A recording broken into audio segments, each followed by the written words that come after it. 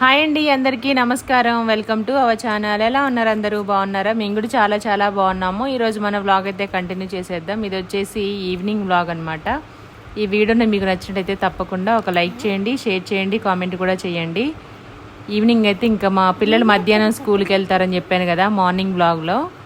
స్కూల్కి వెళ్ళారు, ఇంకా ఈవినింగ్ వచ్చే టైం అయిందనమాట. వాళ్ళు వచ్చేసరికి నాకు కొన్ని పనులు అయితే కంప్లీట్ చేసుకుంటాను. స్నాక్స్ అవి రెడీగా ఉంచేస్తాను అనమాట.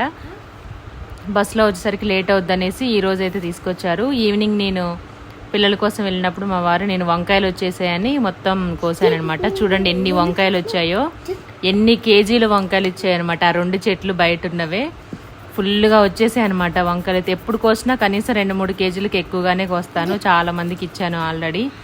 నిన్న 3 డేస్ 4 డేస్ బ్యాకే మా పనావిడ కూడా కోసుకొని వెళ్ళింది. కొన్ని కోసుకొని అంటే కోసుకోమన్నాను, 1/2 కిలో వరకు తీసుకొని వెళ్ళింది అనమాట. ఈ రోజు ఇంకా 4 డేస్ తర్వాత మళ్ళీ ఇన్ని వంకాయ